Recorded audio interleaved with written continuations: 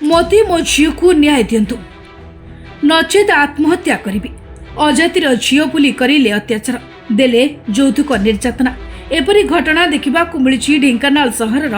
ବାଲଟାକ୍ସଠାରେ। ଶାଶୁ କାମିନୀ ସାହୁ, ଶ୍ୱଶୁର ସତ୍ୟାନନ୍ଦ ସାହୁ, ଦେଢ଼ଶୁର ଦେବାଶିଷ ସାହୁ, ବଡ଼ଚା ମାମୁନି ସାହୁ, ନଣନ୍ଦ ସ୍ୱାଗତିକା ସାହୁ, ନଣନ୍ଦେଇ ପବିତ୍ର ସାହୁ ପରିବାର ସହ ମିଳିମିଶି କରିଲେ ଅତ୍ୟାଚାର। ଏହା ହେଉଛି ସସ୍ମିତା ବେହେରା ସ୍ୱାମୀ ଆଶିଷ କୁମାର ସାହୁଙ୍କ ଘଟଣା। ଦୁଃଖ କହିଲେ ନ ସରେ। এই দুই জন প্রেম বিবাহ করে। এই বিবাহକୁ ନେଇ ସସ୍ମିତାଙ୍କ ଶାଶୁ ଘରେ କେହି ରାଜି ନଥିଲେ, ଯାହାକୁ ନେଇ ଆଶିଷ ସସ୍ମିତାକୁ ପ୍ରେମ ବିବାହ କରିଥିଲେ ଏବଂ ଆଶିଷଙ୍କ ଘର ଲୋକ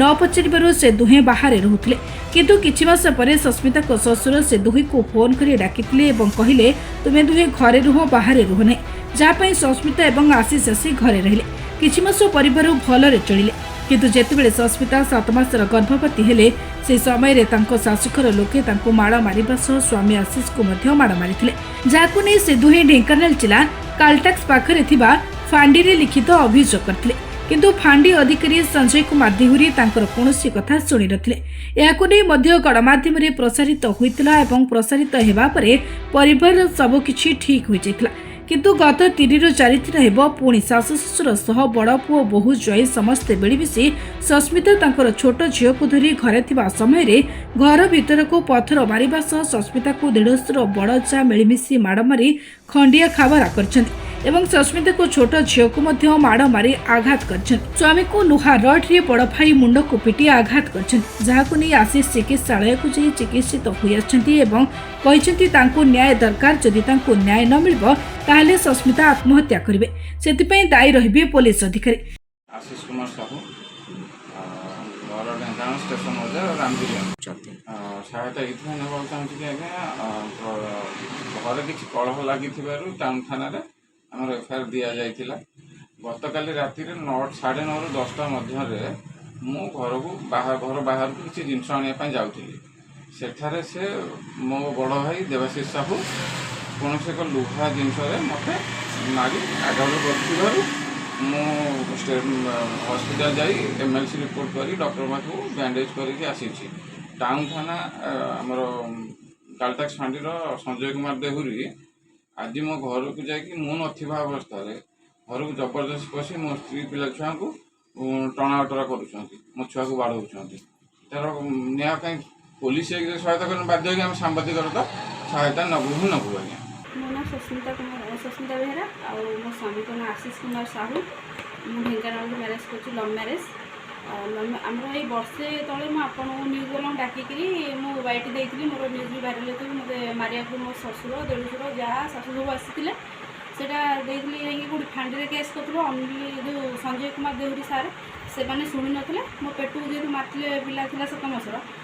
जो संजय कुमार देहुरी कहला पिला को बापा माँ तो सी माइले मरी तो जाइनी आ किसी असुविधा नहीं, जब माइले मारिदेले भी तुम आमको केस कले आम शुणुन एक कथा कहते आमको बाध्य होगी मीडिया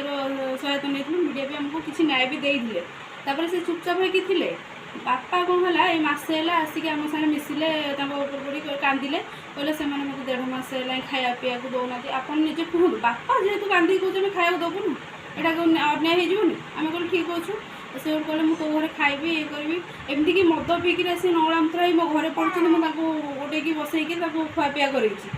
से कथा कल आपण एत मैंने ये अंतर्बांतर करके आसी कम आउे तुम सीटे भल तो मिशुन तापर देहटा मद पीक पूरा सीरीयस होता मत परदिन कहले बहु आगे पुओ को कह टे आस मत मेडिकल देवे मुझे 6टा बेलू मेडिकल नापी डाकिली से आसला बेलू बड़ भाई देढ़शुर जे स्त्री मैंने जा सी कहले सी जीवन मुझे बाध्य होगी बापा देह खराब खाली तुमर बापा से नुह आमर भी बापा पुओ भी कही हाँ सी कहले ये कहले सी खाली तुम बापा नुह आ मोर भी बापा सी जेहेतु देहटा खराब है ना तो ये कौन राग रुषा अच्छे मुझे नहीं ये बड़ भाज कौन कहते आग ही चाकुड़ाटा पकड़े जेहतु मो बड़ भाई जे गोटे लुहा रड्रे पिटी दे जाइए मुंड फाटी से वीडियो भी मुझे पठेदेवी कहले ताकू जाए केस जो टाइम थाना देला बेलू 12टा राति हो सी संजय कुमार देहुरी की फोन करते सी पचारे सान ना बड़ जानले सान फट कि काटिकी सुइच अफ करदे फोन कर अलग नंबर जड़े देते जे सी आसते केस पुणी आज कहते तुम मैंने गायब हो जाओ मुझे केस को चपेदेवी आ घर अच्छी मुझे जहाँ करी एवं सका जस्ट मुझे गाधे बाहर मुझे भाविली अलिया वाला ये मत आस गेट बाड़ी कबाट बाड़ी डाकिले କହିଲେ ଅଳିଆ ବାଲା କି କ'ଣ ମୁଁ ଏଇ ଖୋଲିଲା ବେଳକୁ ମୋ ଛୁଆକୁ ଧରିଛି ମୁଁ ଫୋନ୍ ଫାନ୍ ବି ଧରିନି ମୋତେ ଏକା ଆସିକିରି ମାନେ ଲେଡ଼ିଜ୍ ନାହାନ୍ତି ତୁମେ କ'ଣ ପାଇଁ ମୋତେ ଆସିକି ମୋତେ କହୁଛନ୍ତି ଫାଣ୍ଡିକି ଚାଲ ମୁଁ ଫାଣ୍ଡିକି ମୁଁ କ'ଣ ପାଇଁ ଯିବି ନା ତମ ନାଁରେ କେସ୍ ମୁଁ କହିଲି ତାଙ୍କ ନାଁରେ ବି କେସ୍ ହେଇଛି ନା ନାହିଁ ତାଙ୍କୁ ଡାକନ୍ତୁ ନା ତମେ ଆଗେ ଚାଲ ମୁଁ କହିଲି ମୋ ଘରେ ସ୍ୱାମୀ ନାହାନ୍ତି ଆଉ ସେ ଆସିଲେ ମୁଁ ଯିବି କି ନ ଯିବି ସେଇଟା ଏକା ମୁଁ ଯିବିନି ତୁମକୁ ଭରସା ନାହିଁ ଏଥିରେ ମୋ ଛୁଆକୁ ଛଡ଼େଇ ମୋତେ ଧୋକା ଫୋକା ମାରି ଭିତରକୁ ପଶିବା ଚାହୁଁଥିଲି ମାନେ ଲେଡ଼ିଜ୍ ନାହାନ୍ତି ଏଇଟା ତାଙ୍କ ଉଦ୍ଦେଶ୍ୟ କ'ଣ ସଞ୍ଜୀବ କୁମାର ଦେହୁରୀଙ୍କ ଉଦ୍ଦେଶ୍ୟ କ'ଣ ସେ ମୋତେ ଆଇଥିଲା ଆଟେଣ୍ଡରୁ ମାରିବା ପାଇଁ ନହେଲେ ମୋ ଇଜ୍ଜତ ନେବା ପାଇଁ ତାଙ୍କର ଜମା ବି ଇଣ୍ଟରେଷ୍ଟ ଖରାପ ନାହିଁ ଆରଥରକ ରାତି ଗୋଟେରେ ଆସିକିରି ମୋତେ ଆଉ ମୋ ସ୍ୱାମୀ ମୋ ଛୁଆକୁ ମାରିବାକୁ କହିଥିଲେ ଆଉ ଥରେ ମୋତେ ଡାଇରେକ୍ଟ ସିଏ ବି ଆଟାକ୍ କରିବାକୁ କହିଛନ୍ତି ବିନା ୟୁନିଫର୍ମରେ ଆଇଥିଲି ମୁଁ ସେ ରେକର୍ଡ଼ିଂ ବି ରଖିଛି